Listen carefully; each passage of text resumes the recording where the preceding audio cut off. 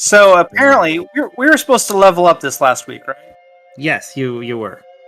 All right. So apparently, at level 15, Dane gets to teleport up to 30 feet to an unoccupied. Hold on a sec. Let me read it. Let's see here. At 15th level, you gain the ability to teleport up to 30 feet to an unoccupied space you can see when you use your action surge. You can teleport before or after the additional action. Nice. Well, that's cool. And Ray now has. So you can teleport on top of Alpha's shoulders, and then Alpha can run you into battle. No, because that would be an occupied space. But above If it's Alpha's above not him. occupied. Okay, if you want to go 3-dimensionally, yeah. Why and not? Ray at level 15 earned Stand Against the Tide, which means if a creature tries to attack me with a melee attack and misses, I get to turn that creature on another creature. All so right. if it tries to punch me, I can just turn it on its friend and then have it punch its friend. Very nice. Using my reaction. See, That's you guys awesome. don't get cool skills. Like, Alpha's level 15 skill is Timeless Body, which basically means he no longer has to eat or drink, and he doesn't age. So, yay! Hooray for my Done new a level skill! spell. I got my Alter Self spell last level up. We'll homebrew something for Alpha. Yeah, well, let's just jump in if we're having this discussion. Okay.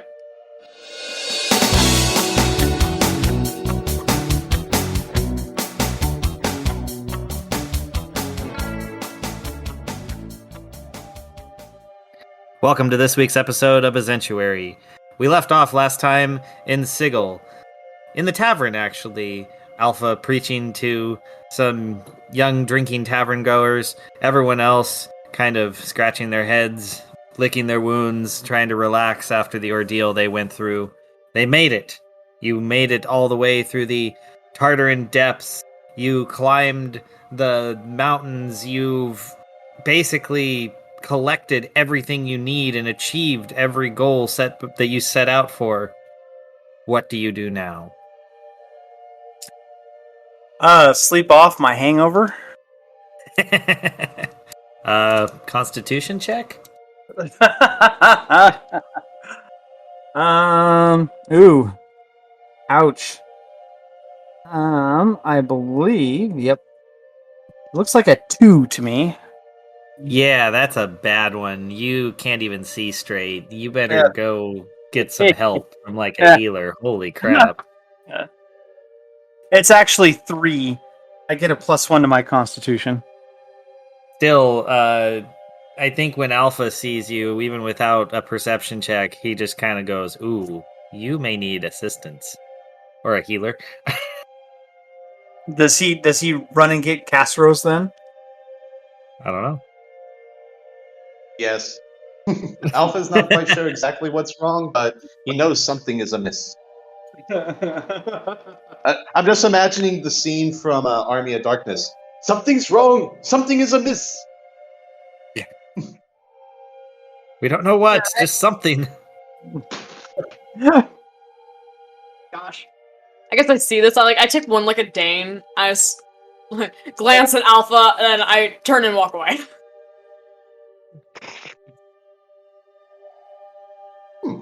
Well, okay.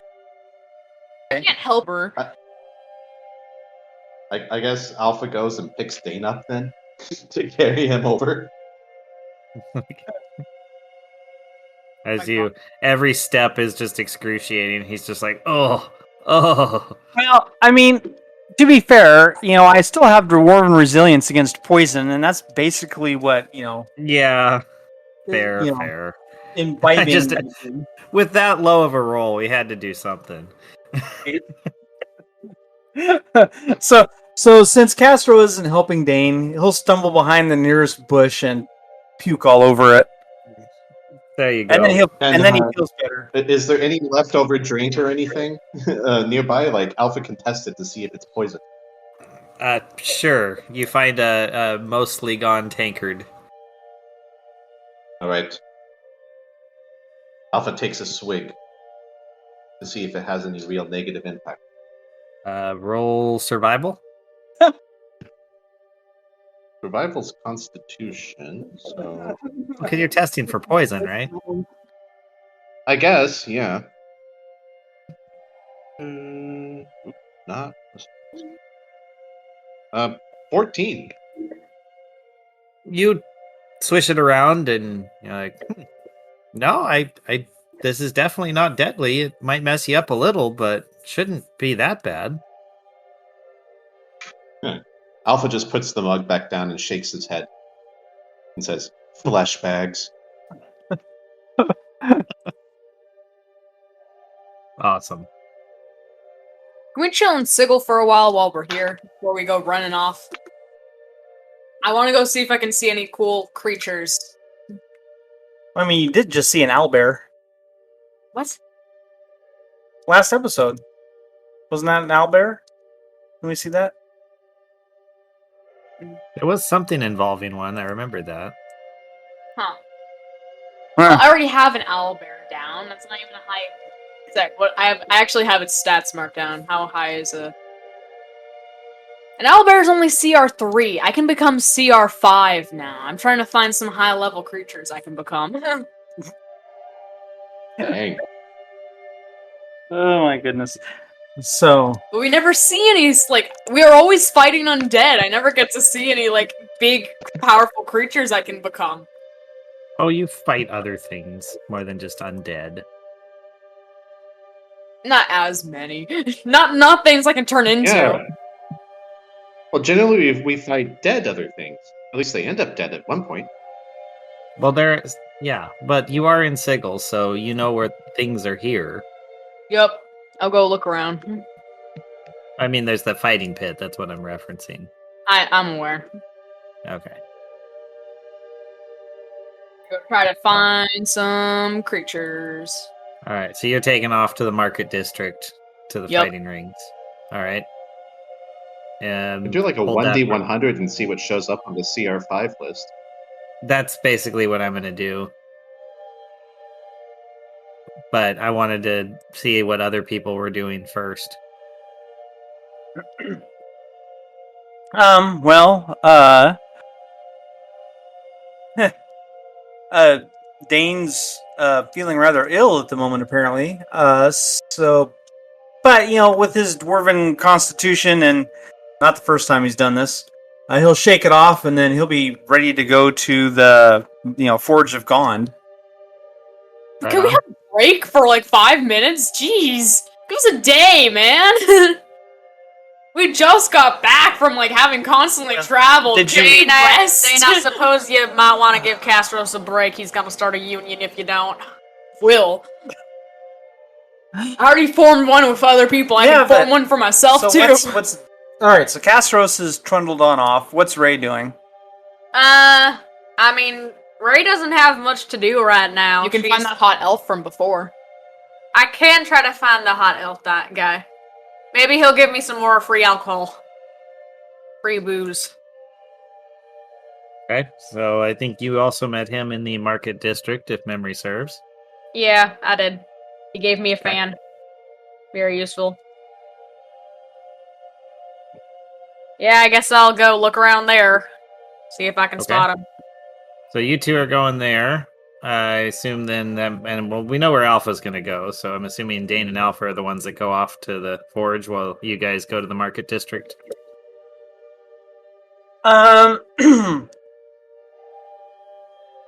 Yeah, Alpha. What are your plans? Did you want to go to the forge, or you want to proselytize to the people of Sigil? I'm just imagining Alpha is sitting there with his hand on Dane's head, like stabilizing him as they walk through the area. Okay, all right, that's fair. So where are you guiding him then? Oh, to the Forge of Gond, naturally. All right, yeah, okay. So apparently There you we're on the Forge of Gond while you guys are off doing your things. Fine. All right. Well, let's start with. Let's see. Oh, let's start with Castros, because that seems like fun. Castros finds his way with Ray up to the market. They walk together there, and then split off, each to do their own thing. Castros finds the building that has the monster fights within it, and you wait around because there's just some like introductory low-level BS going on that you don't care about. But then there's like a main event. And roll me, I need 2d20s. So tell me what number you get on each. Yeah. A 12 and a 7. Okay. 4, 5, 6, 7, 8. 12.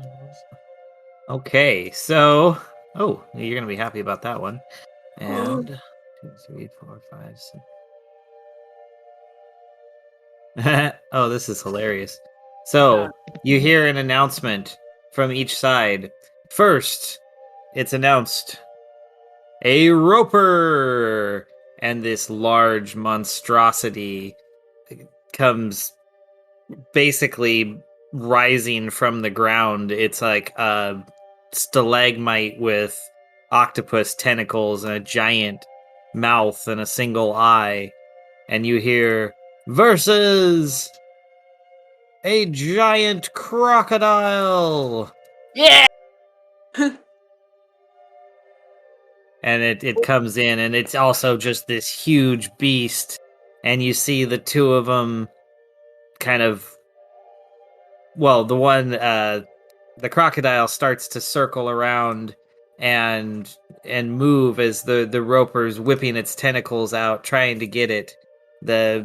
You see the tentacles fly and get snapped at. One of them gets caught by the mouth, and it death rolls around, avoiding other tentacles snapping it off and then spitting it to the side. It's an epic battle. Anyway, I don't want to narrate out the whole thing, but it turns into a whole lot of fun. We've all watched the various, That roper alligator is stuff and a all lot that. of fun. Because the elementals are also CR5, and the roper and giant crocodile are both CR5 as well. So, Yeah. big creatures everywhere. Yeah, so it's a heck of a battle. It goes on. Eventually, the roper gets the upper hand and bites the crocodile in the neck, severing through about half of it in a single blow and killing it. Wow. Nice. I already have the stats down. I was on it. I was like, Awesome. All right, do you stay for the next match? Or do you take up? I'll stay here for now and kind of chill and loiter around while you Okay. do whatever Ray's doing. Sure. Just real quick, what they do is to set up this part of the world. They have several like smaller batches, smaller rounds, low level creatures, and then they'll have like a big one, like a main event type of a thing. So your next little while is going to be lower level creatures again. Now that you've had some higher level ones. Yep. All right. Cool. Okay. And Ray, you are wandering around, and you kind of feel this kind of a weird, it's almost like a buzz in your pocket. And you take it out and you find that it's the fan. Okay. It kind of vibrates a little. You're like, well, that's interesting. You kind of look left, look right, and you turn your body as you do it, and you find that it kind of buzzes a little more one way and a little less the other. Well, I'm hot and cold this and followed the fan using the buzzing. Awesome. Metal detector. Yeah, you find your way through into actually kind of more of a seedy back alley, but as you're going through, kind of ignoring everyone, taking the guidance, being almost a little hidden about it, you eventually come around the corner and you see in a hooded figure sitting in a kind of at a table alone. Looks like he is waiting for someone. Interesting. Spy on him. Spy on him. Well, I don't feel the need to spy on him, so I'm gonna approach him, I guess. I mean, this magical fan is buzzing, so might as well see what it's about.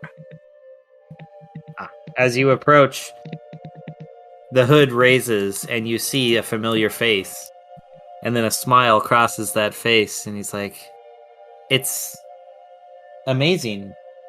I didn't think I would see you again so soon. You look very well. Well, I think you're doing well too. Can't really see with the mysterious hood. What you doing in a sketchy place like this, sir? Ah, merely trading for some ingredients. Ah, drugs. It's a drug deal. I'm calling drugs. Castros, can you stay out of it, please? They're about to just Yeah, you're not even there. Yeah, you're not even here. You just hear my ghost. I brush After- away Castros' ghost and sit down with the man. Excellent. You sit for a little while exchanging niceties, and eventually how do I describe this? Let's say a drow with some disfigurement comes up, and he kind of looks at you, but then sees who you're with, and seems to accept the situation, and then he puts on the table a what looks like a graduated cylinder, a glass, corked flask, but it looks like it's full of some kind of a dust and not a liquid. Your companion pulls out a bag, hands it to him. The drow nods and wanders off. Well, that was surprisingly tame for a business deal. He just says, "Oh yes, this is just in a day's work for me." Well, that seems fun. Yeah. Should we go back to my trailer? My business here is concluded. Sure, let's go. You got any booze? Of course. In Then fact, go, sir. I just procured the finest bottle of 2K that you have ever have tasted. Woohoo! Let's ditch my party mates. Let's go. Awesome. He extends an elbow, for you to take his arm, and you guys walk out. You get a sense that everyone else around here kind of moves out of his way, almost like he is just extremely respected. Ah, so he's a head honcho already. Good. I can't stand people who can't take care of themselves. Nice. All right. Well, you go off. You have a wonderful evening in his harem, and let's jump back to Dane and Alpha. So you guys make your way in to, well, the antechamber of the Great Forge. And as you stand there, a apprentice comes out very slowly. Ah, Master Alpha, Master Dane.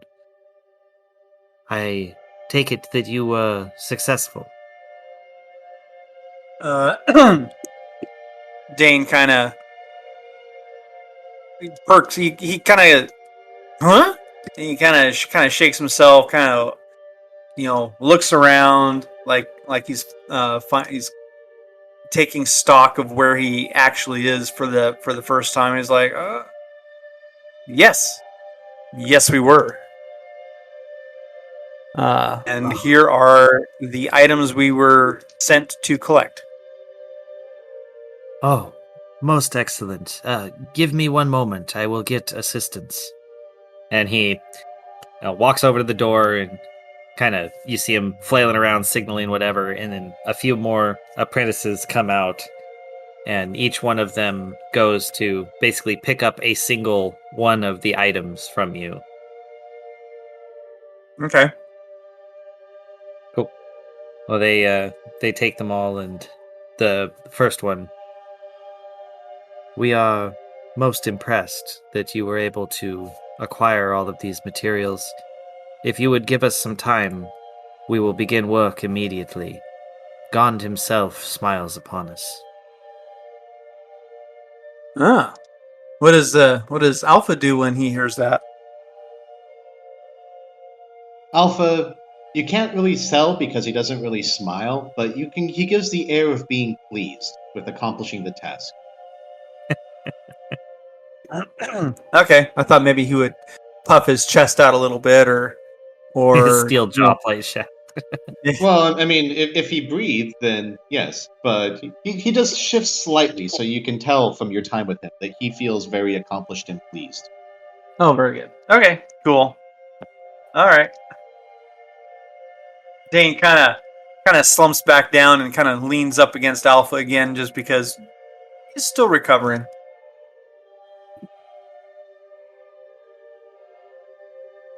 Nice. You know, you could upgrade your body at any time. This body does not suffer like yours does. My body serves me fine most of the time. You will change your mind eventually. The apprentice looks over at you and says, "You seem wary. May I provide you with assistance, Master Stone Master?" Well, if you know how to heal, I imbibed a little bit too much last night. We have a Find me potion around. for. Oh, we have a potion for working long hours at the forge. It may be of assistance to you. Well, sure. I'll try anything once. He goes and brings you a small vial, not much, and hands it to you to consume. All right. Dane pops the cork and tosses it back. Awesome. You feel a burst of energy, and you are just wired, like almost bouncing off the walls, wired. All right. Dane kind of looks Gon over. has invented meth. Gon has done what? Invented meth. Oh. Dane looks over his shoulder just to see, check and make sure that he hasn't grown wings. You don't have any wings. You're just very wired. You're like, you can't stop shaking. Everyone seems to be it's like everyone else is moving slower. No. Was there a picture of a Red Bull on the vial? No, it's Red Forge gives you it. Yeah. If there were no wings. No, you're just like extremely wired. You just for fun, let me roll this. Oh yeah, you have absolutely no side effects. You're just extremely like hyped up. Oh, nice. So can Dane see people working at the various forges, or is he just kind of stuck in the Santa chamber? You guys are just standing there. The apprentices don't let anyone actually inside the forge proper. Ah, well, that's too bad because he was going to rush in and offer his services. You do feel very antsy. You're like, I need to get out of here. I need to go do something. All right. Do the apprentices give us any kind of an idea as to what the timeline is? Do we have to leave and then come back to pick up our stuff, or do we just wait there? This will take us some time for all four of you. Perhaps a Gondian day. Go out and do something in town and come back tomorrow. Check in with me. I will let you know precisely where we are at. Okay, fine. So Dane just kind of about faces and skips on out and gonna find his other two companions. I'm trying Awesome. to think You're what a just- Gondian day would be. Like, I would assume it would be one forge cycle. But is that like based upon the smelting temperature of iron or something? That's a good question. We'll have to figure that out. Yeah, I mean, Alpha would know, so he could impart it to the companions, but it could be much longer or shorter than 24 hours. Yeah, trying to think what would be a good one. It's probably should make it based on something simple like it's 1/10,000th the decay of like cesium or something like that. Something really random. I was gonna say it sounds to me like a Gandhian day. A good measure for that, being that their smiths would be the forging of some particular item in a it takes you this long to forge this. That's a Gandhian day. So typically if they're forging a sword, they'll do the welding, the pounding, the basic shaping the first day, and then after that, the second day will be like the heat treating and the tempering and the sharpening and stuff like that. So I like that. maybe a Gandhian day would be the amount of time it would take to forge a weapon out of a blank. Yeah, forge. No. But like Here we go. The half-life of Americium. American? Oh Yeah, yeah. American is that's 25 minutes. Never mind. Neptunium is 1 hour. So I you really can like say, the like, idea. No, I really like the idea of like the time it takes to forge a blade. Like the if there is a blade that is the sigil of Gone, like a specific dagger or something, like the time it takes to forge that blade. Also known as the half-life of sodium-24, 15 hours. All right, whatever. Anyway, Okay. we've gotten off the rails. All right, so you're gonna go looking for your companions. So Dane is just like running like Philip J. Fry down through the streets of Sigil. I'm just imagining, like, Alpha's like, oh, finally, someone that walks at a decent pace. It's still like maybe half the rate that Alpha moves, but at least he doesn't have to feel like he's crawling along.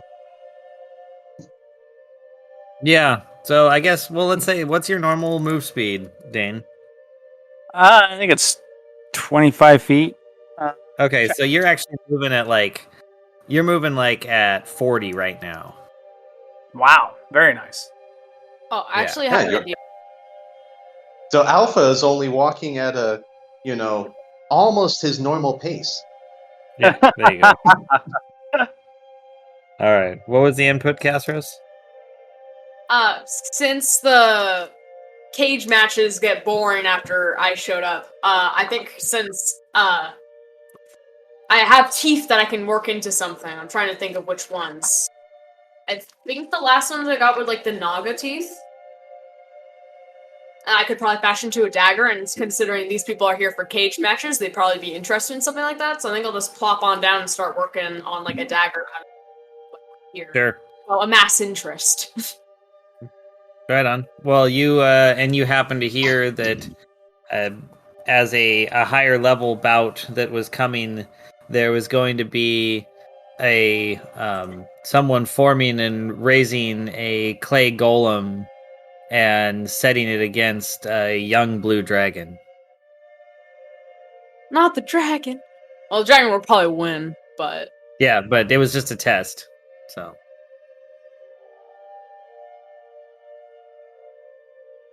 anyway, just a random thing I figured I'd throw in there. gotcha. All right, so you get bored, you go out and you're gonna start working teeth into something, you said? Yep. All right, do you want to look for like a commons place, like a commons workshop, or go to maybe one of the trade bins, like a leather shop or something? Well, before I just kind of willed away at it and carved something out of it. Yeah, I just didn't know if, because you're in a busy marketplace, if you wanted to go somewhere that you could like sit and work. Nah. I'll be like a street artist, just sitting on the ground, working on my craft, and watcher-bys will be like, ooh, look at that, woo. Right on. Okay. I like that. Look at that weird homeless dude sitting on the sidewalk. Well, no, they won't think I'm homeless because I'm working with Naga teeth. Like, what homeless guys just were fashioning something out of Naga teeth? This is Yeah, Sigil. what random passerby knows what Naga teeth look like versus another type of teeth? No, that is true. Uncultured, that's what they are. Now you just sound like a crazy homeless guy. I mean, technically I am homeless. We don't have a home. No, we are I stealing had your one, ads. guess what? It's way back a ways. You came into my life and ruined it. I don't even have Jeremy anymore. All right, what are you Just making? lost. What are you making out of your naga teeth? Just a dagger probably would be like nice. Like I'll fashion like a handle out of the end of the tooth and sharpen the end a little bit. So, how big are these naga teeth? Sure, how big are That's a good question. I don't remember. That was a guardian naga, wasn't it? I think? Okay, let me bring it up. Let's see.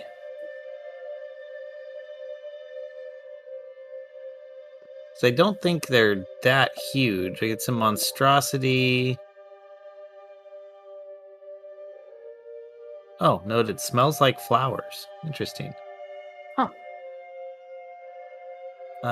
Grow up to 20 feet in length and weigh 500 pounds. So I'm gonna say it's pretty good sized. So 20 feet in length. I mean, that's kind of almost saltwater crocodile length. Yeah. I mean, that is, of course, they're like what 2,000 pounds. So yeah, Let's call it like maybe like an anaconda nine- size. Well, how about but for the tooth, let's call it like maybe 8 inches. Okay. So maybe not work the end of it into a handle, but like create one either like taking some wood and like fashioning like a rope around that to make a handle.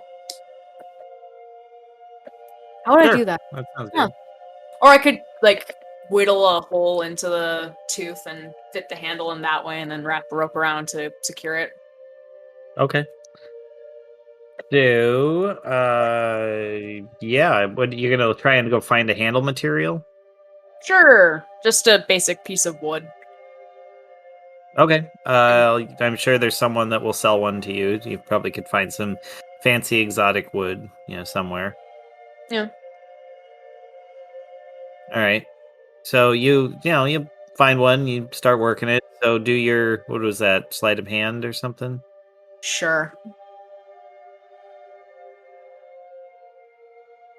Nat 20 on that. I can't believe that. Awesome. It is gorgeous. It is beautiful. It is one of the finest toothed, there's toothed, finest blades made from a tooth ever produced. Nice. Perfect. Alright. I can either keep this on me or I'll go and see if somebody's interested in buying it. Awesome. Well, I'll have to come up with some stats for it, but it's much nicer than a regular dagger. Like it is Perfect. like almost the perfect Chris knife. Oh, there you For go. some reason, Nice. Kasparos has become quite the craftsman. Yeah. Probably around all of you Gondians. You pick up stuff whether you want to or not. Right. Yeah, we'll say that it's particularly valuable because you could easily it's one of those things that could definitely be easily enchanted. It has a high value, so you could really put a heck of a spell into it. Ooh, enchanting it. That might be fun. But it's more of like a rogue weapon, Yeah. Oh yeah, dagger. Yeah, that was the only thing I was thinking of. Yeah. That might be cool. Man, if only So- Jameson was still here, you could sell it off to Fashion him. Right? Yeah. For a lot of money. Like I just fashion like a little poison ducked into it. I don't think I will, but what's with me putting poison into weapons? I mean, it's Yeah, effective. that works. Let's say if you do that, it's good for like, how about a +2 with 1d4 pierce and 1d4 poison? Sure. Okay. Yeah, I'll use part of my nat 20 to kind of slightly decrease the quality visually, but include a poison duct into it, so you can unscrew the Well, handle. you wouldn't even have to decrease. Just you can turn it into like a scrimshaw where it's got these elaborate carvings all around the outside of the tooth that then act as poison poison channels. would work. I like it. All right. If Poison. only Braun was still here to teach you runes. Yeah. I mean, isn't he? So this is still 1,000 years in the past. Yeah, he's not born yet. Oh, right. Yeah. He won't be born for quite a while. Or hatched, I guess. Well, He won't you come never into know. existence. There we go. We do not Okay. know much about Braun's backstory, aside from the fact he was, and therefore he shall be. Eventually. Okay. So, cool. You make that awesome knife after... Well, let's see. It's been several hours of things going on. Your knife crafting, obviously, that's going to take quite a while. Dane's been darting around the market, just like looking at stuff, kind of looking for the various companions. He actually probably ran right by you at least once, and you just didn't even look up to wave him down. He just kept looking. You know what mental picture keeps running through my head with What? Dane doing this? Mike Myers from SNL. He's like this little kid that's got a harness on him and a like a bicycle helmet and he can't have sugar because if he does, then he goes all nuts. Have you never seen that skit? No, I haven't. I'll have to watch it. It's pretty hilarious. He talks about one time when his mom's car broke down, so she gave him some chocolate, and then he pulled the car home. That's awesome. All right. Well, yeah. So you're doing that. You're bouncing around. People every now and then would ask for help, like, "Oh, the wheel broke off my cart," and you're like, "I got it." And you just pick it up and carry that side of the cart for him. And eventually, there's a bit of a ruckus, and where Ray is actually relaxing on what looks almost like a fainting couch, dyed in a dark purple with gold diamond pattern sewn into it, having a small sipping bottle of fine 2K and being fanned by a giant eunuch with a peacock tail fan. And eventually, after this, this afternoon of you and the elf having, several in-depth conversations just about what you've been going through, everything that's been happening, he gets a knock on the door, and you hear from the distance, he's like, "Go away, I'm busy." But then someone says, No, sir, there's something going on out here. There's a dwarf. He's pushing one of our carts. It's rather peculiar. You must see this. And he's just like, "What?" And he gets up and goes to the door and kind of exclaims, like, "What the hell?" Which is just enough to pique Ray's interest. So she goes and looks and sees Dane single-handedly, like, holding up half a cart, like holding the axle up and pushing it along while it's being pulled over to your basically patron's location. Dane, I swear to God, set this cart down so I can enjoy my relaxation time.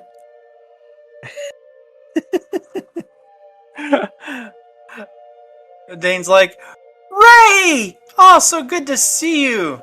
Oh, man.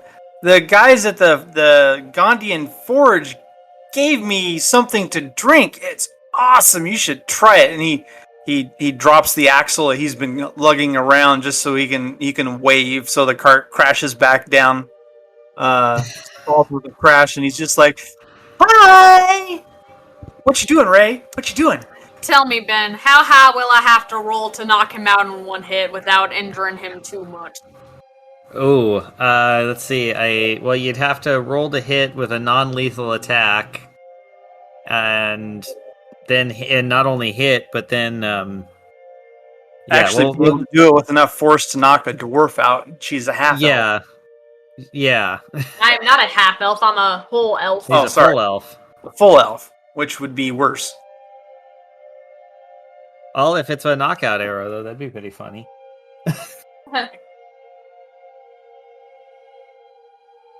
I mean, it's up to you, but I mean, it's going to be difficult. Is all I'm saying. And do you really want to? You really want to hit Dane right now? I mean, I'll just kick him in the nuts. if he had a tail, he'd be wagging it like a puppy. I don't care. You're ruining my date. So you all better skedaddle with that little puppy tail between your legs. Otherwise, I'm gonna come over there and chop it off.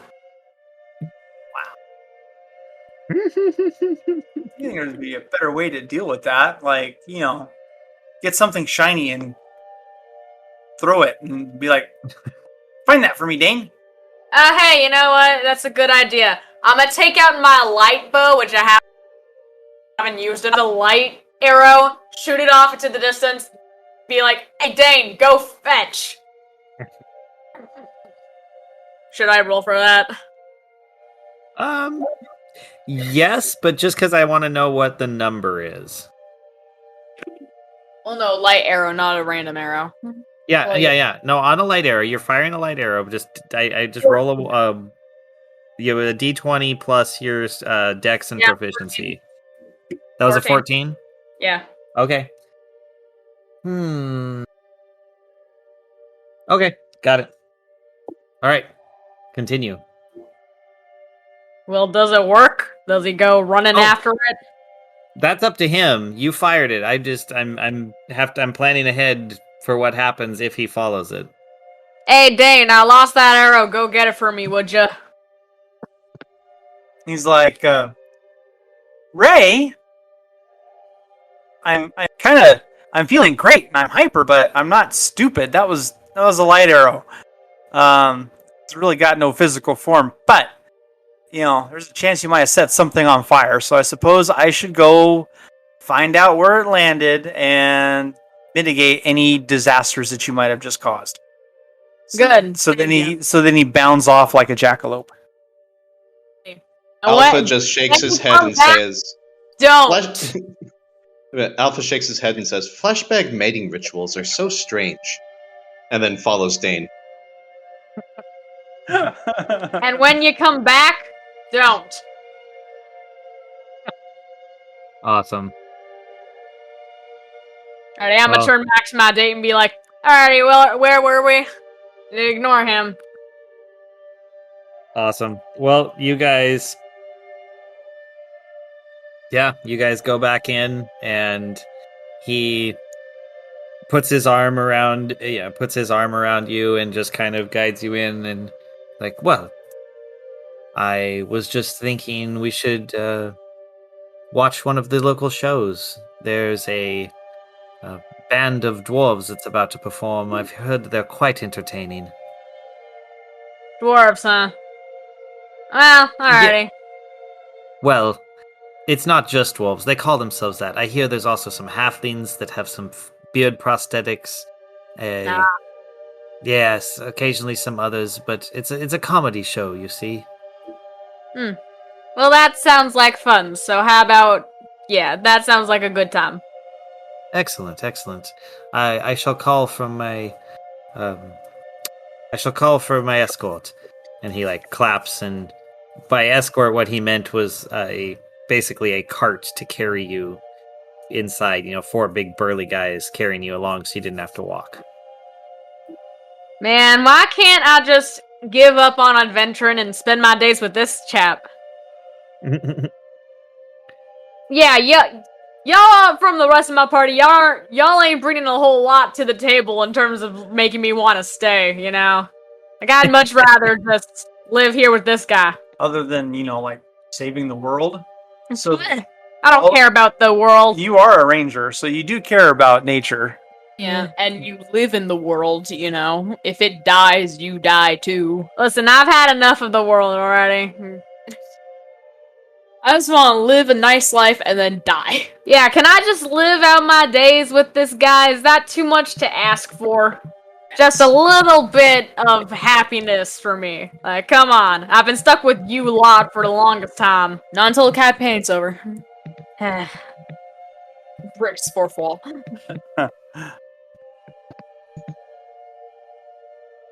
Well, in any case, you go off. You have a great evening. The show is pretty good. I rolled a 15, so, Yeah.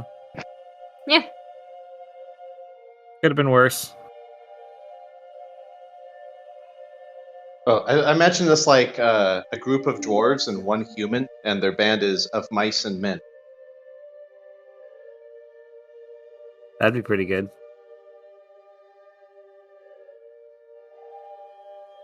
All right. So Ray is canoodling. Castros is crafting, and Dane is Dane hunting, Dane is searching for the path that the light arrow took. which leads you to the Great Gymnasium. Okay. Yes, it is. You come upon a. How can I describe this? It is a giant stonework building with various ciphers on doors that align a concave edifice. So basically, as you approach, there's like a main arch, and then it concaves in, and there's doors all the way around with different like markers on it. Okay. Do any of the markers look familiar? Can I read any of them?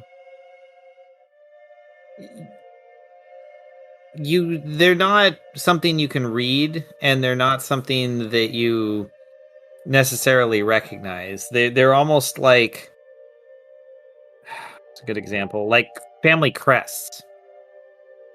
Just something okay. that's like meant to represent a particular group. Okay. Well, Dane's going to walk around the great gymnasium, looking for any scorch marks. Okay, well, you just walk around the outside. Yes. Perfect. Roll. Let's see, what would that be going? You're investigating, so roll to investigate. All right. Okay. That is 18. Cool. You do a really good, thorough job.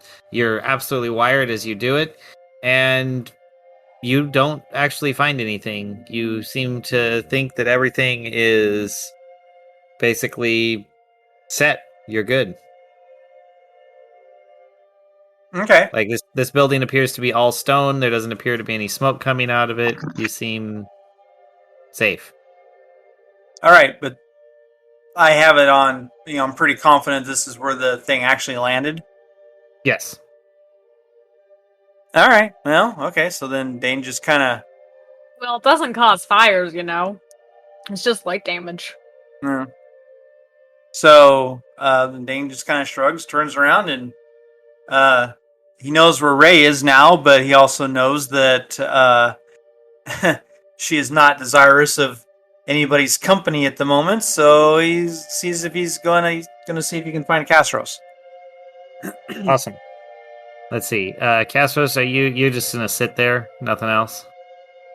I mean, after I've made my dagger, I might, kind of showcase it maybe a little bit, looking to see if anyone will offer anything decent for it.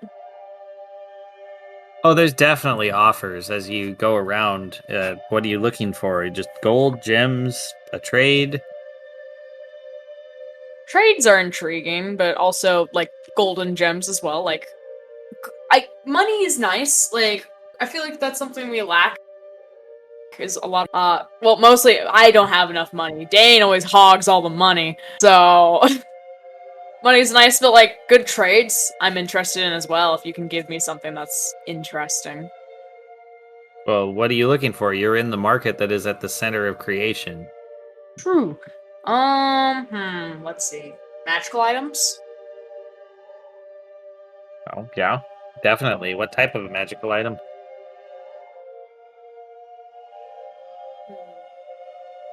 Maybe something to aid in wild shape or other things of the sort. Something to aid an ability I already have. Okay. Aid an ability you already have. It's either something with wild shape or has to do with nature. You develop the greater ability to breathe. Your breathing is now 20% more efficient. It's not a bad idea, actually. No, it's a no. It's like it is No, a you bad think idea. about it. You breathe more efficiently, you get more oxygen in your blood, you can move faster, you can function for longer periods. It's not the worst. I mean, No. that's basically Lance Armstrong. Yeah, Lance Armstrong, but without the testicle problems and, drugs. Yeah. No, I was thinking of the blood doping thing. Yeah. Should think about that. Well, let's say that you're out and about and you're looking around and nothing's particularly catching your eye. There is a guy who has various like rings set up. It's this kind of a little display case in the corner. He's obviously selling other stuff as well, but one of the glinty ones catches your eye and you go over to it and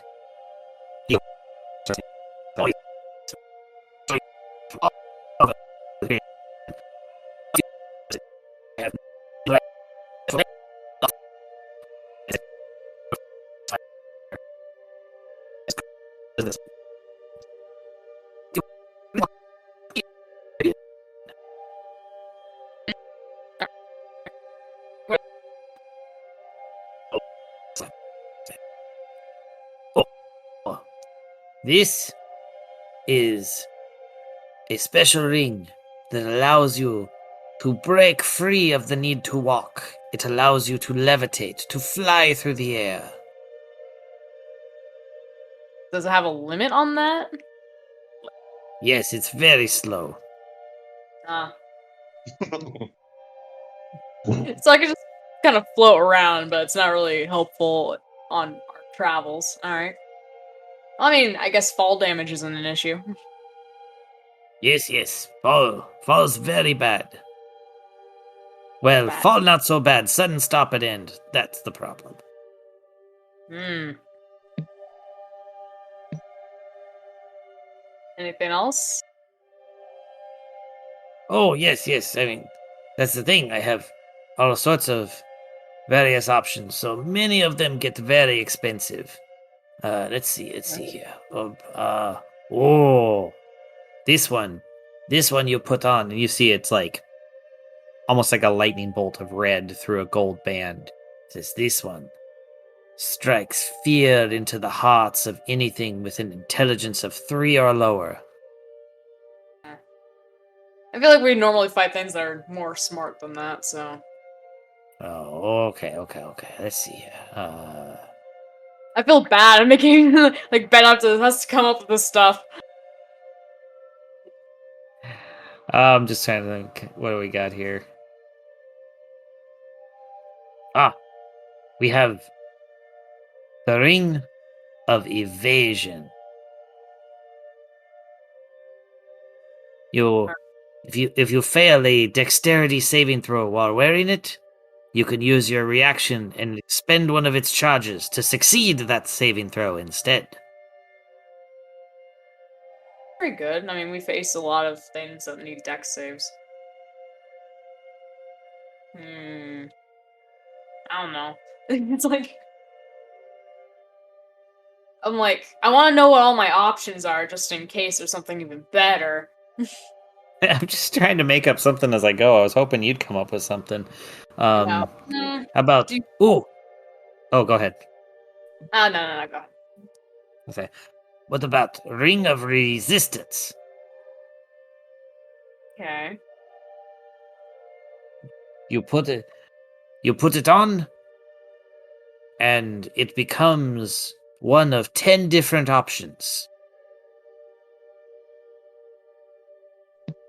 Alright. That's intriguing. Yes, you may change it. You may change it once per day, in the middle of the night when the moon is high.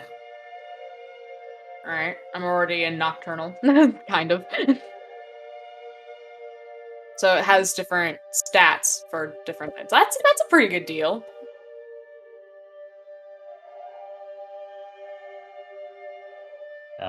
Let's see.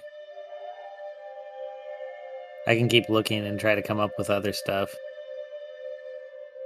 That one's pretty good. It's okay. If you want to call it there. Okay, sure. Oh, that's a funny one. I just found I'm going through this list that I found and I say, oh, but this one's fun. This one make people think you great savior. We call it the Ring of Jesus. You put it on and you can walk on water. That one's pretty good. That'd be fun to just like put on as soon as we enter a town and mess with everybody, and then like my whole party has to like watch from the side. Wait, would my party think that I'm amazing too? That'd be funny. Oh, I get the can make us believe you're amazing, Castro. yeah. I sense your Yeah, party except will for never think Alpha. you are Alpha would be just like, finally. Oh, you want amazing. Here. Check this out. And he brings out this, like, big gaudy ring with, like, a couple of pearls wrapped in gold. And he's like, here, we call this the Ring of Amazement. Okay. Yes. It makes everyone around you think you are amazing. Okay. I'm interested in the Ring of Resistance. What are you willing to take for that? Ooh, that is very rare. What do you have to offer me? Alright, I'll pull out the Naga tooth dagger that I've just carved. His eyes kind of gleam. Ooh, that is very pretty. Very pretty indeed. Yes. It's a tooth of a Naga slain by yours truly in front of you. Oh, roll a... Let's see, what is that? Persuasion. Alright.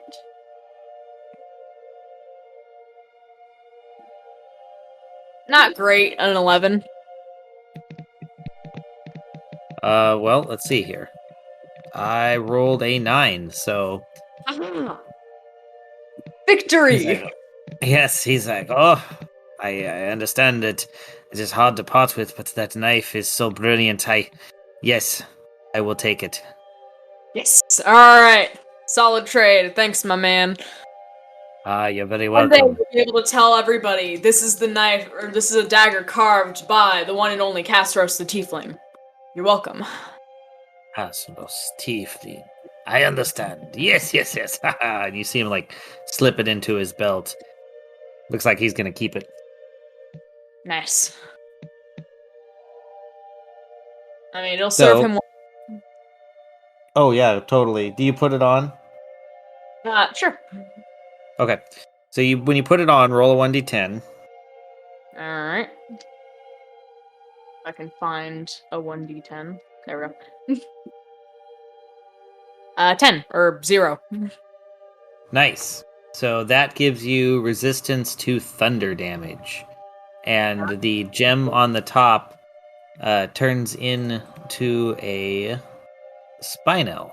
It's a red, kind of reddish purple thing, kind of in the shape of a D8. Cool. Alright. That's pretty solid. Sweet. And it does change. So as you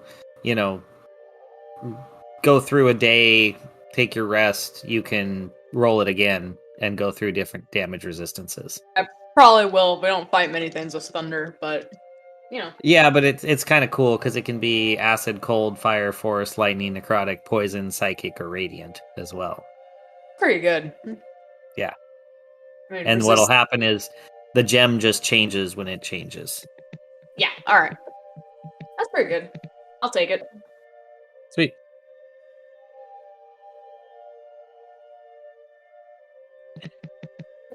All right. Is there anything else you guys want to do?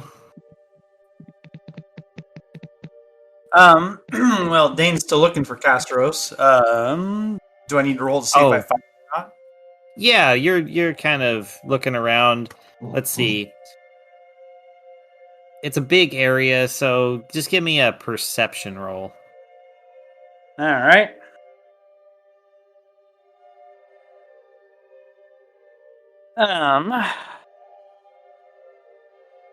So I guess that's a 19.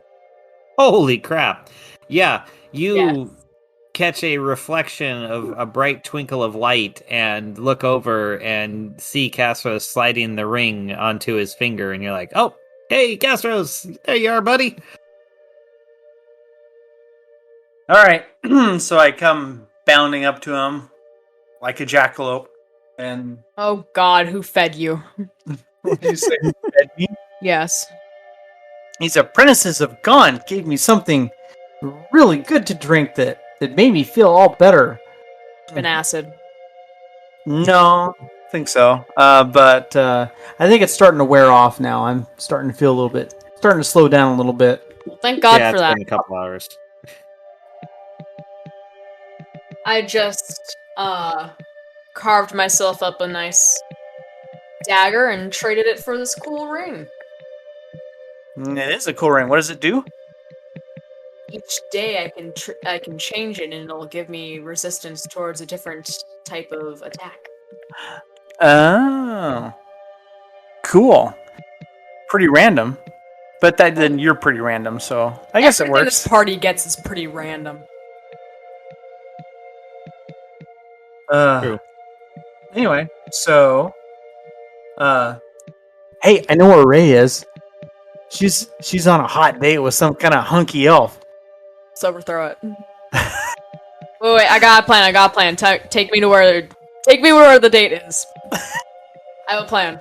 Okay, all right, follow me. Alright. So off we scamper. Oh no. All right. Well, yeah, I mean, they had gone to their show, and after a little while they come back. In fact, the timing works out that the two of them and the two of you approach that location at the same time. So you're all out here behind his trailer. Alright. Ray, how can you do this to me? I thought what we had was really special. How can you leave me for another guy like this? Is it the money? It must be his money. How dare I know I must not have treated you right, but I can't believe you would leave me after that awesome night we had together just last night. The guy just looks very confused and glances back and forth, and he's just like, a tiefling? Really? No, not really. See, this guy, he would be lucky if he could get me, but he can't because he's a psychopath. Castros, get away before I shoot you in the head. He's just one of those annoying party members I have told you so much about. Oh, you're absolutely... Oh, it's that one. Yes, I understand. Yeah. Would you be offended if I pulled out my bow and shot him in the head real quick? Perhaps not so in public here. The Lady of Pain might take offense, and we do not wish to call upon her wrath. Fair enough. Castros, as soon as we're outside the city limits, you're dead. Uh-huh, sure.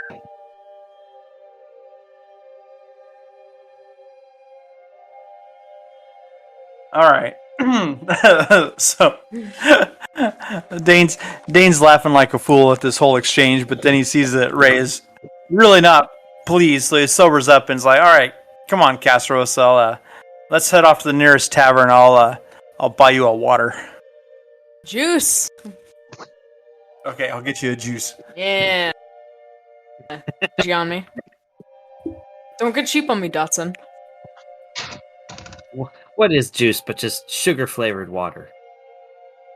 No, it's got fruit in there. It's the nectar of the plants. It's just young wine, okay? There you go. I prefer the nectar of the Unfortified. gods. Molten steel. Yeah, we can't drink that, Alpha. I mean, what if it gave us That's a what you. stomach? That's what you think right now. Yeah. He's gonna turn us all into androids. Hey, we are not androids. That is very racist. I am a war. Thank you very much. What is the difference between an android and a warforged? Oh, it's quite simple. Androids Androids are entirely synthetic individuals. Warforged are individuals that are forged synthetically, however, have souls imbued into their essences. I was once a fleshbag like you. However, I evolved through the grace of God. What are you evolving into? The best possible version of me. Ah. But is this truly the best possible version? Could you not do better? I'm talking spiritually and intellectually, Alpha, not physically. That can come later. We shall see.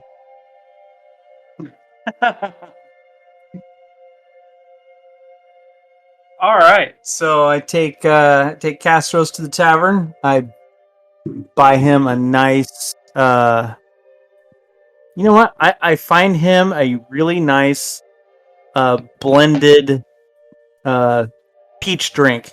So it's like it's blended peaches and ice. He's treating me tonight. Look how nice he's treating me. Well, you did kind of save the day with the last mission, so. True. I say the day on missions. Nobody just nobody appreciates me. Ever. I'm our main healer. I'm a good source of like attack damage. I take a lot of damage as an elemental. Nobody ever thanks me. I just bought you a frozen peach drink. You are now being thanked. Now. Where was this before? On the numerous occasions where I might have deserved it, or might have felt like I should deserve something. Oh god, he's drunk off the sugar. Kind of sounds like it. Oh my god. No one appreciates me and my time. Leave someday and you'll all be sorry. Dane's hanging out with Castros and he's getting an earful. Yikes, yeah. Alright, well you guys, you all have great evenings. Ray, let's just do a check-in. You have an amazing evening. I just rolled an 18 for your evening. Let's see. Dane, you and Castros. Well, I rolled twice just to see. I got a 14 and 17, so you guys have a pretty darn good evening. Let's see. Other Alpha. Castros unloading his soul. Yes, but, being a counselor is just part of the job, of any hero. Okay. And Alpha, let's see. Oh, that can't be right. Wow. All right. Well, 16 and 13. Yeah, even Alpha has a pretty good evening. So does he actually convert somebody? Let's see. Alpha, you want to roll persuasion? Okay. I think I have a minus still on that.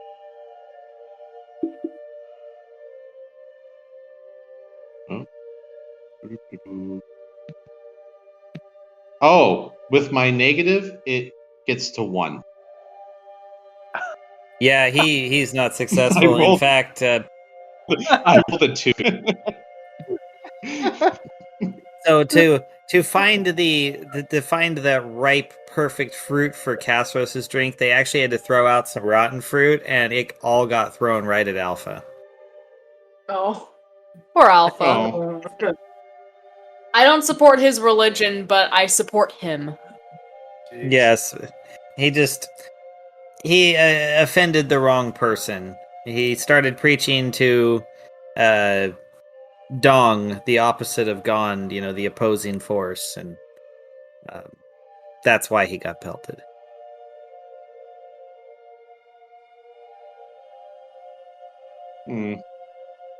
Oh well. Gon shall smite them eventually. Oh my goodness.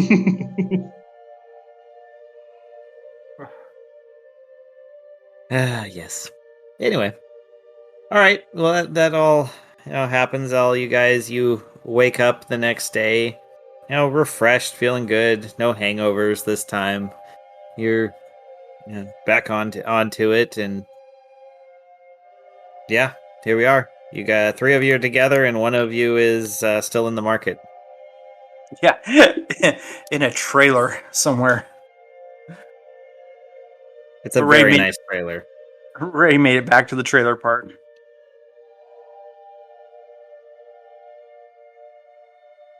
It is a Class A luxury trailer, I have to say, though. It was an Airstream, huh? Oh, it's top of the line Airstream.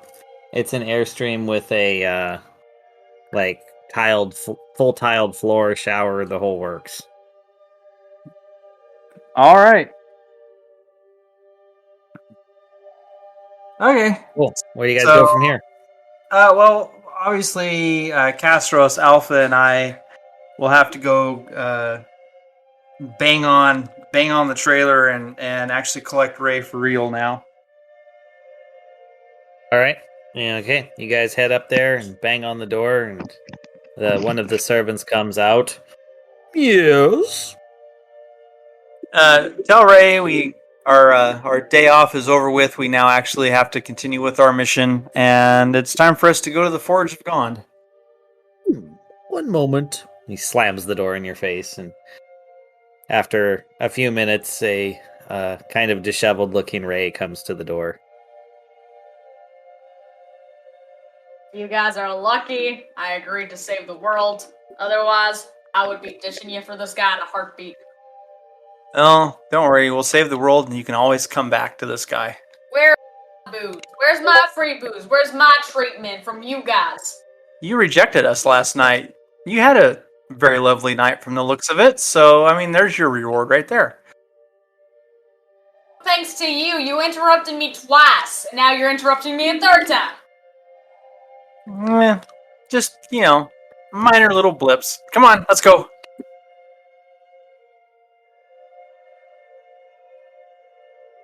Alrighty.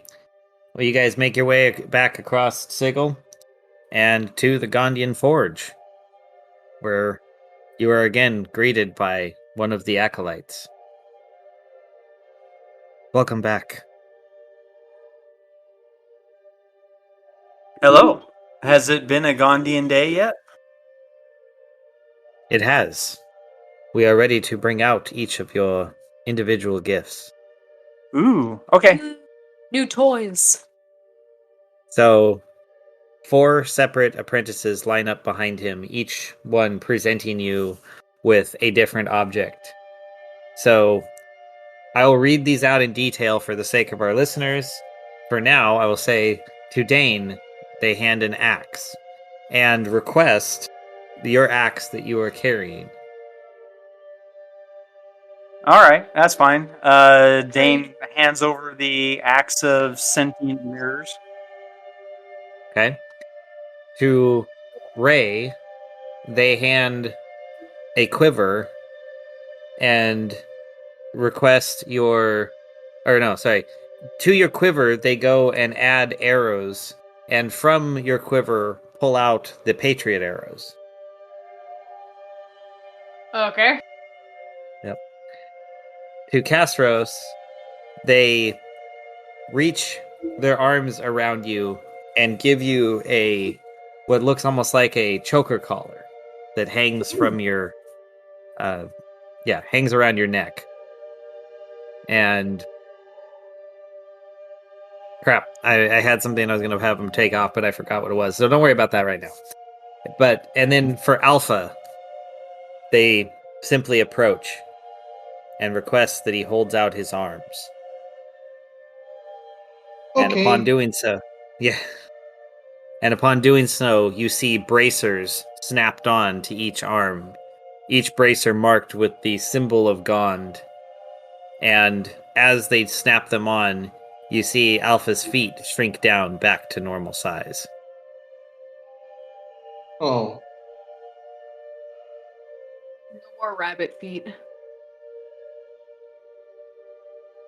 So, for the sake of a breakdown. I will be posting all of this, so don't worry about writing anything down right now. Dane, you are now in possession of the Soul Axe. It is a +3 to hit. Now, this is the complicated part, and this is why I have to post it all. The damage is 1d12 per 1d4 hit points you want to put into it, up to 2d6 sets of 1d4 per swing. Now, that sounds complicated, I know, but what it is you put your life force into this weapon. The more life force you wish to put into it, the more damage it will do. And at the end of the attack, the creature you hit has to make an intelligence save, and should it fail, it takes an additional half damage of the attack you just did. So say in a single swing you did 50 points of damage, it would take an additional 25. Wow, that's pretty darn good. Yes. Now, there's a complicated mechanic for doing all of this, so we may have to write out some rolls and have them ready for battle, so we don't end up taking really long battles. But Okay. it's just something to bear in mind for the future. All right. Now, Ray. Okay, cool. Ray, yours is similar. It is a soul arrow, but it gives you an additional +5 to hit, and for your life force you put into it, you get the addition of 2d8 force damage per hit. And the creature, it's the same thing. The creature has to make an intelligence save. The other two, Casros, you have the Druid's Collar.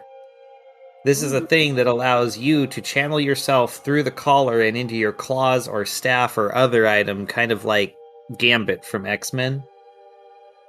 And basically, it allows you to put that force into your blow and do additional force damage, but your target must make a Constitution save. So if you hit them twice with this, 2 consecutive hits, you knock them prone, and you basically can do up to, like, I don't know, a lot of damage. Say you hit them twice for 60 damage each and knock them prone, basically. You can do like 120 damage in a turn. Can I use it during Wild Shape? Yes, it's meant to be used for Wild Shape. Perfect. Yes. And then Alphas. Alphas is a particular... And then Alphas is a particularly fun one. So, by the way, for any listener that wants to look at this, I'll post it all to the website. But Alphas, just because I know everyone wants to know what ridiculous thing he is ending up with, he gets the Bracers of Rocklee. These are a set of bracers that can be dropped using a bonus action. Upon the drop, he has to roll a 1d4. At that time, haste gets applied. The 1d4 roll gives him an additional dexterity point and allows him to combine all of his flurry of blow, key focused rolls, all of that stuff into one incredibly fast barrage of blows that appear to all happen simultaneously, do a ridiculous amount of damage, and knock the target back 1d10 plus 3 feet. Jeez. Yes. So, as I said, it is utterly ridiculous. I wrote a wall of text for everyone to figure out it all with examples and everything else, which I will have to post. So is that +1 dex modifier or +1 dex in general? In general. Because it's already at 20, so I need to find something else to give me an extra +1 then. This boosts you. This is able to boost you over 20. So you would have. It's like, say you roll a 1d4, you get 3, and then you get the extra dex. Yeah, you're fine. Just my point is, you're gonna have a lot of. Basically, makes him at 20. It's +6 instead of +5. Yes. Okay, so it's the modify. Okay. Yeah, it bumps you up. Ooh, these could be fun. Yeah. Jeez. I actually wrote so much I can't even post it to Discord. I have to save it as a file and then send it to you.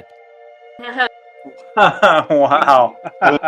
Imagining they also should give him the Rockley secret perk where if he gets drunk, he does drunk boxing, but he can't stay conscious for the entire thing, so he's completely reactionary.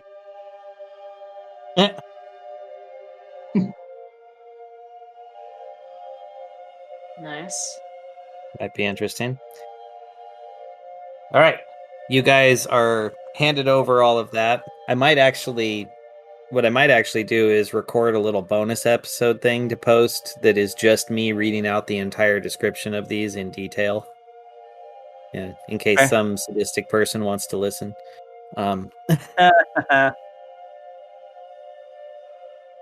So, anyway, you guys all have that.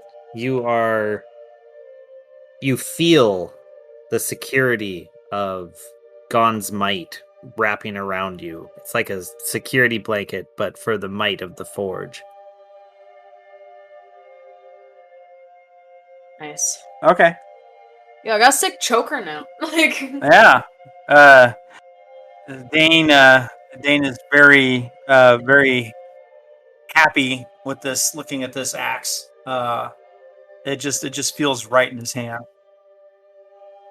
I like +10 style. Yeah, there you go. Yeah, he's very flashy. Alright. I catch all Jaja the will be jealous.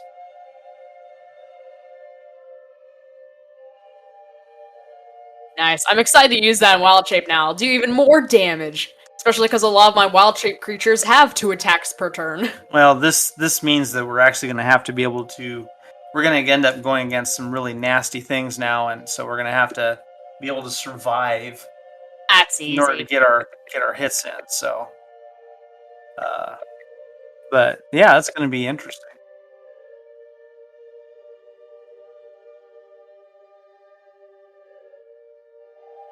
So part of the story, just as a side note, because this will never come up again, but the weapon that Dane has actually is one of the things that gets passed on to Braun in the future.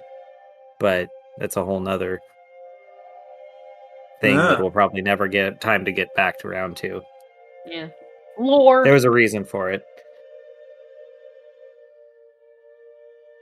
Neat. Because, yeah, there's a whole history of Braun, the future history.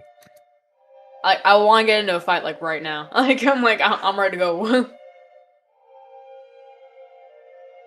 Well, you guys have options. You have a variety of things you can do from here. That's true. Now what? Oh, we still know where the boss is.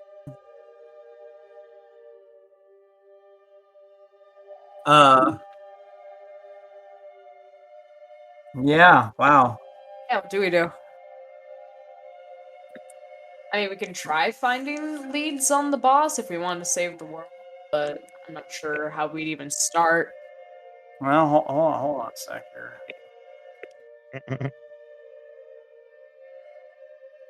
Oh, it doesn't help me at all.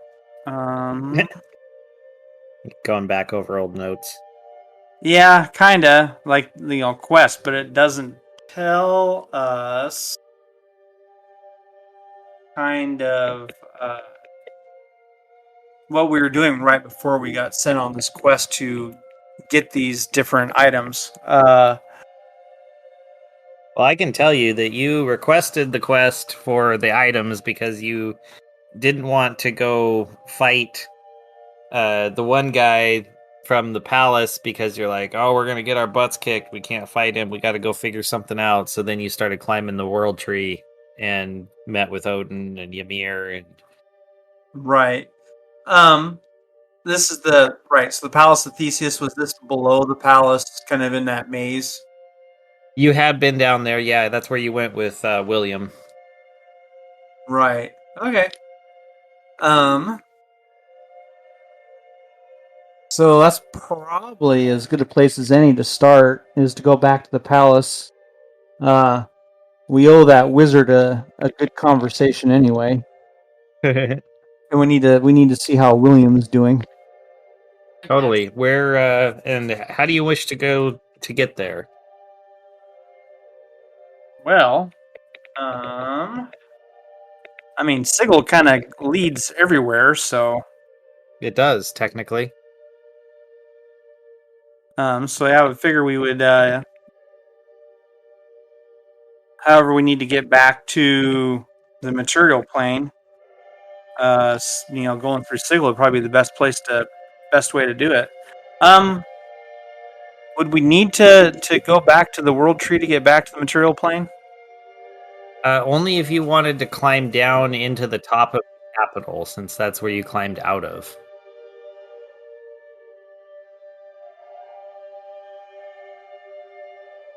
I don't know.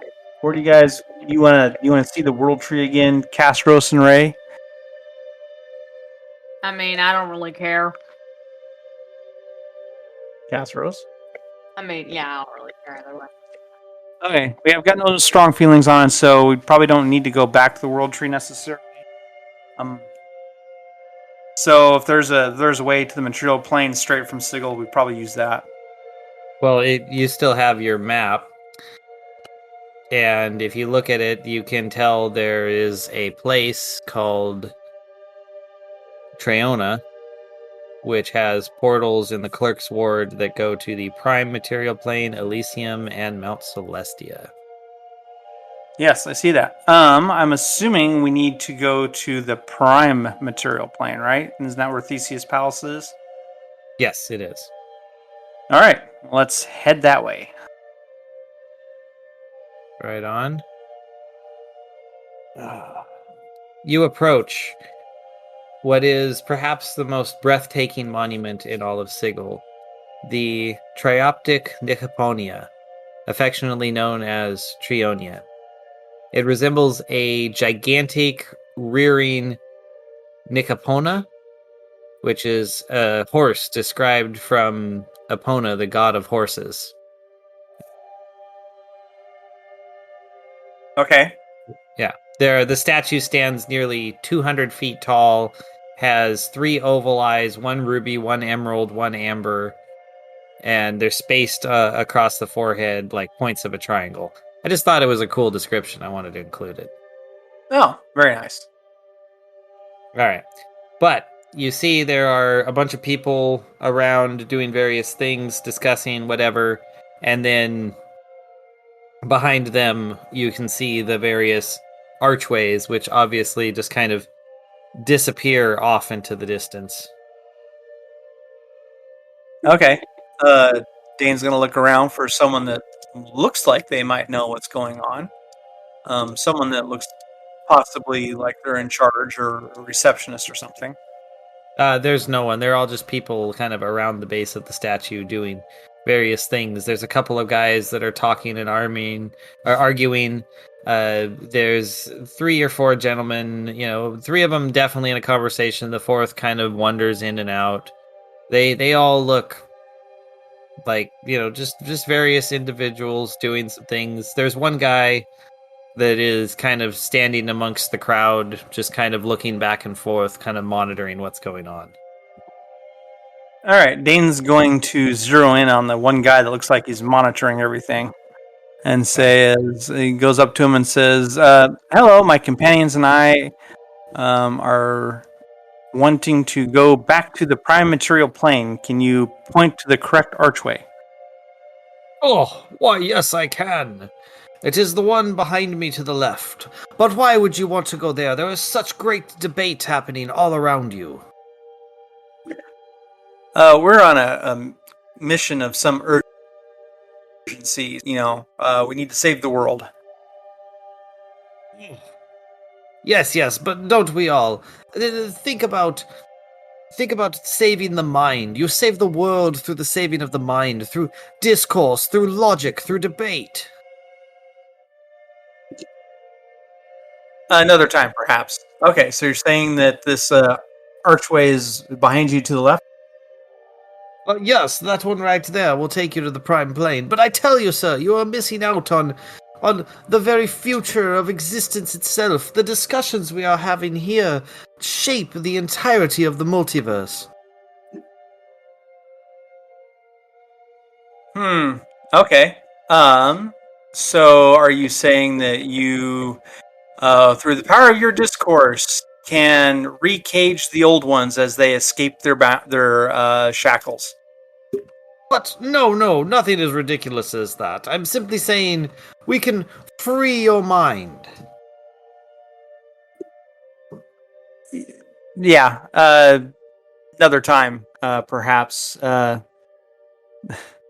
got to make sure that I've actually got a mind free when this is all done. So anyway, thank you, and good day to you. Oh, yes, good day. And he turns and... Yotanes, no! And he shuffles off to the other end of the room. All It right, seemed nice. seemed rather pompous to me. All right, let us leave this place. We'll see if we can't come back some other time. Right on. As you walk through, just as a side note, that was basically the god of debate. Like, he is the great moderator for all debate in the multiverse. So, Oh, I I just thought I'd brushed throw off. him in. Fantastic. Yeah, I thought it was funny. So, Oh my god. all right. So, yep, you guys go through and you find yourself back in the material plane. You are in a forested area, and you're not sure exactly where you are. It does not look familiar. Well, all right. Let's start walking, and then Ray can get her bearings because we are in a forest. That is true. Sure. It takes you some time. I guess we could. Well, here, let's see if it accelerates along. Ray, give me a survival check. Did we lose Ray? 15. 15? 15. There you are. Okay. Yeah. All right. Cool. Well, actually, it doesn't take you nearly that long, and you find yourself a dirt road that has been carved through the forest. Neat. All right. Follow the dirt laden road. What does Ray Follow the say? dirt laden- I mean, yeah, let's go this way. Follow the dirty brick road. That's great. All right. Just kind of go this way. Yeah. Yeah, whatever. So, follow Ray. I think she's still pretty peeved at us for dragging her away from her elf lord. Yeah. If you had a hot hunky elf, you would have stayed for him too. I'm not into hot hunky elves. Yeah, what dwarf is? Well, I mean Gimli, but that wasn't really. Yeah, that's true. That was Gladriel, so a little bit different. Yeah, they all Call look her alike. hunky. Wouldn't call her hunky. Maybe hot, but not hunky. They all look alike anyway.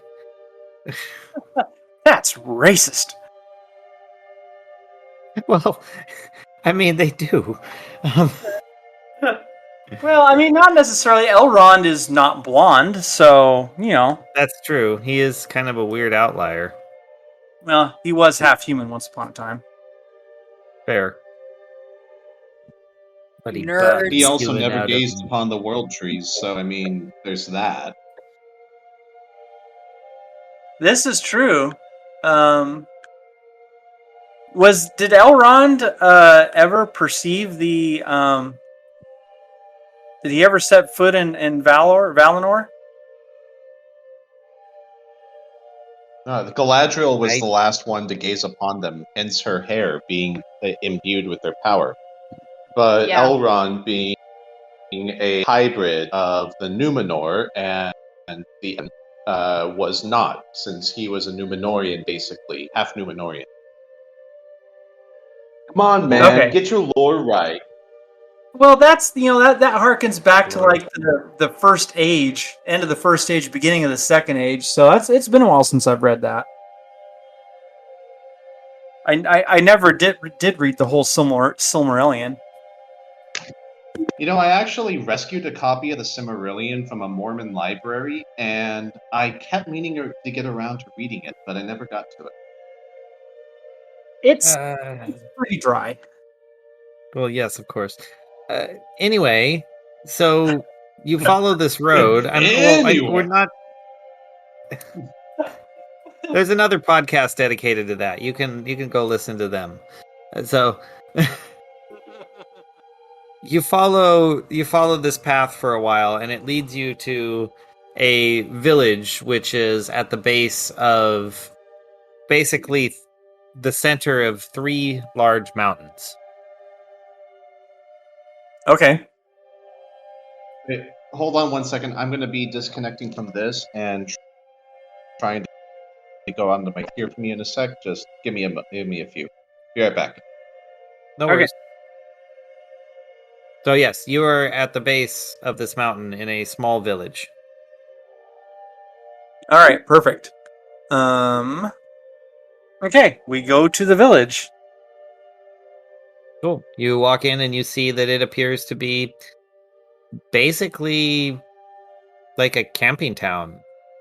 Like, it's all wood, wooden structures. There's nothing stone here, even though it's at the base of a mountain. This seems to be, like a temporary settlement that became semi-permanent.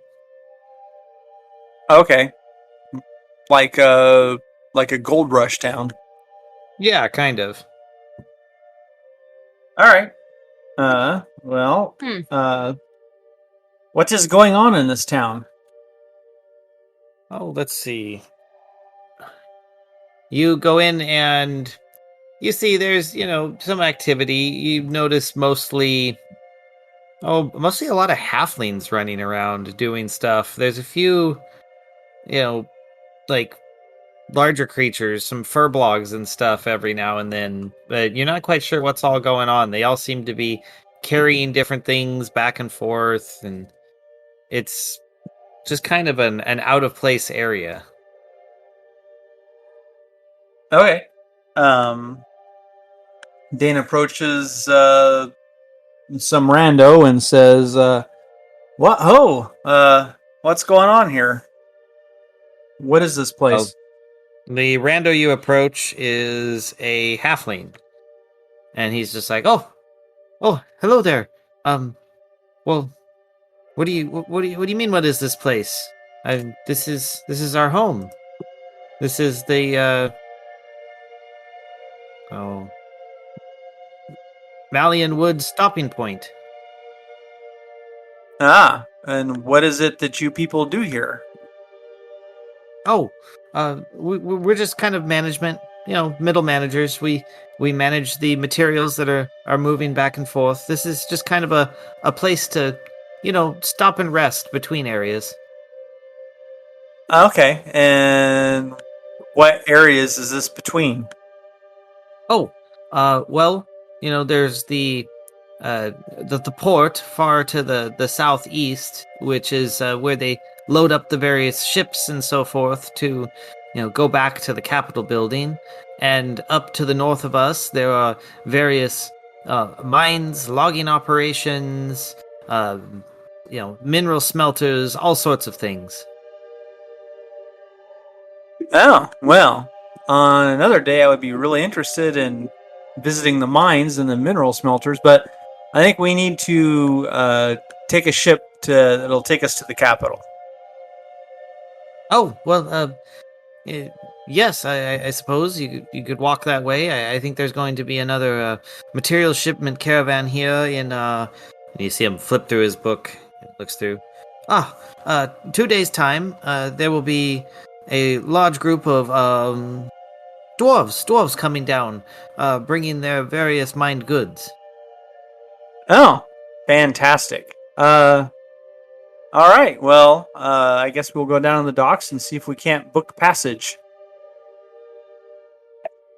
Cool. Well, it's going to take you a while to get there. It's it's not a just like the docks are over there type of thing. It's a walk. It'd be like going from London to Cardiff type of a thing. You're going from this like central area all the way out to the port on the ocean.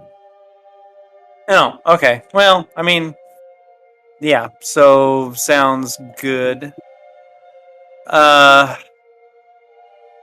the dwarves are coming into town and then they're heading to the port. Yep. in 2 days. All right. Well, Dane would kind of like to wait around and meet with some of his own kind and see what they're like. I assume no objections from the others? Nope. Nope. All right. Well, then I guess while we wait for the dwarves, we will find rooms at a tavern somewhere. Cool. Well, the halfling is rather kind about it all, and he points you over to the local saloon, and is like, "Well, yep, here you go. We're used to seeing people pass through here, so you don't stick out too much. Though the that one in the animal skins is a little odd. And I guess I guess he also gives Alpha a bit of a side eye, just like, Well, being in the middle of a transshipment point, he should be used to all kinds of odd manner of creatures strolling on through. True. Yes, but usually not a tiefling covered in furs or a completely synthetic individual. Yes, well, that's true. But all right, now he can consider himself a little bit more cosmopolitan now that he's seen something out of the ordinary. Perfect. Well, you guys wait up for a couple of days. Is there anything you wanted to do in the forest or whatever while you're waiting? I imagine Ray's going to be drinking. What else are you going to do, Ray? Are you going to be looking around for, more potential hot people to share company with? I don't need no other hot people. All right, Ray is lovesick. Castros, what are you going to do? I'm gonna go camp in the woods. Climb a tree. Awesome. So he hangs out under the moon. A nice callback to, was that episode like 2 or 3? Hanging out under the stars, getting back into the druidic roots. Yep. I like it. In fact, this is where you really start feeling out that last level up. You really feel the power of the woods coursing through your veins. Under the moonlight, you get like this energy. It's different here. It's not like it is out in the outer plains. Here, it's like concentrated. You feel where you should be, and you start to notice that like you're feeling even more and more powerful than you ever thought possible. And you even tell Ray about it. And Ray's like, "What? You're crazy."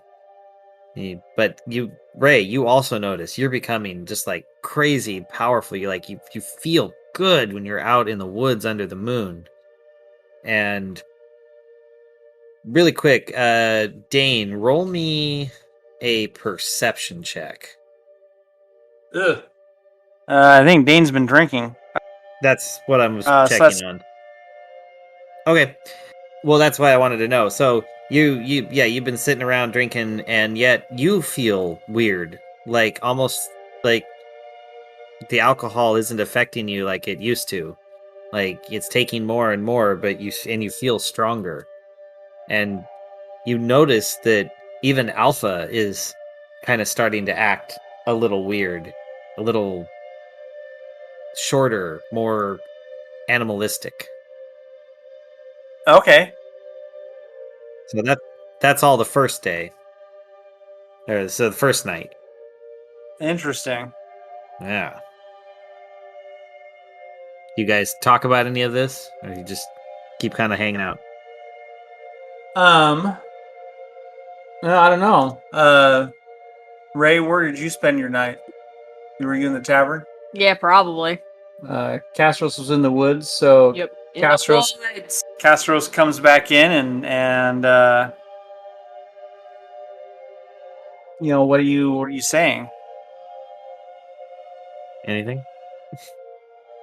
I don't know. You come back and be like, hey, I felt closer to nature than I've ever felt before, or last night was really weird, or... Nah, you guys don't need to know that. Okay. All right.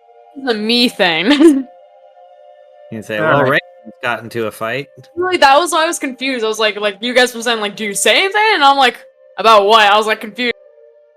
I'm like, I like consider telling you guys, like. Fair. Well, Ray, you were so short-tempered that you actually almost started a bar fight with a halfling. Probably had it coming. He kept apologizing, and you kept saying, I could eat you. Could just tear your flesh off. Cool. Right on. Wow. Okay, so... I guess, Dane somewhat noticed that. He's like, oh, that's really weird. I mean, Ray's grumpy, but she's not that grumpy. Okay. And then he's just kind of scratching his beard, kind of wondering what's going on and why he feels different. It is perplexing, but you guys can't seem to really figure anything out. It's odd. Hmm. Yep. We haven't been in the material plane for a while. No, you haven't. Maybe it's just that. And maybe you just cast it off. But you think you feel odd about it. Nonetheless, you go back to where you were again. Another night, you just have to wait to meet with these dwarves anyway.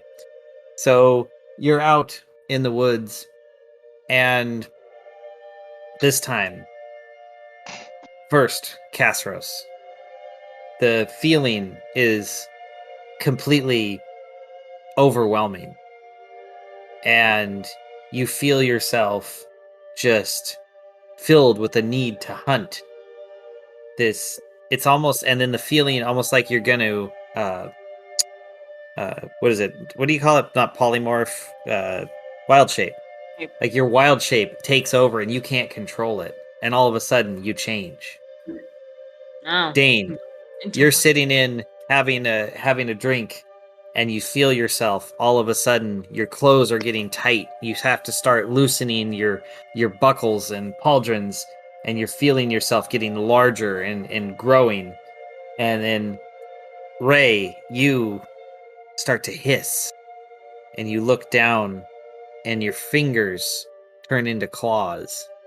And as you turn your hand over, you see hair sprouting up all over. Well, this don't seem good. Even Alpha, who was trying to preach to a couple of halflings that were sitting over in the corner, starts making a strange clacking sound. And then it takes you, all of you, simultaneously. Casros, you explode 2 additional arms out and turn into a full-sized spider up in the tops of the trees. Huh. Dane, in the middle of the tavern, bursts out into a full-sized werebear. Ray, you become a humanoid tiger, and Alpha, his arms twist and mold outward, and he becomes a wagon. Oh, A wagon? a wagon? Yeah. Yeah. He's a Alpha werecar. Transformer. Oh, okay. Oh, all right. One night of the year, I become the most fierce and ambitious werecar. Dun dun dun. Okay. Well, that just happened.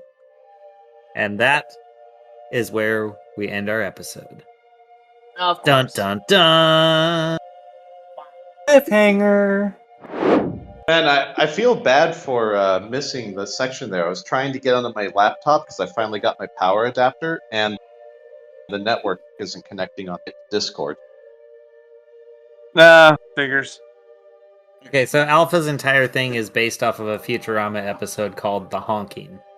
So, if you're Where interested. Bender becomes a werecar? Yes. Okay. But it's a medieval setting, so you became a horse-drawn cart. Except I draw my... That's the creepy part. Exactly. You're a horseless carriage. And not a headless horseman, a horseless carriage. Yep.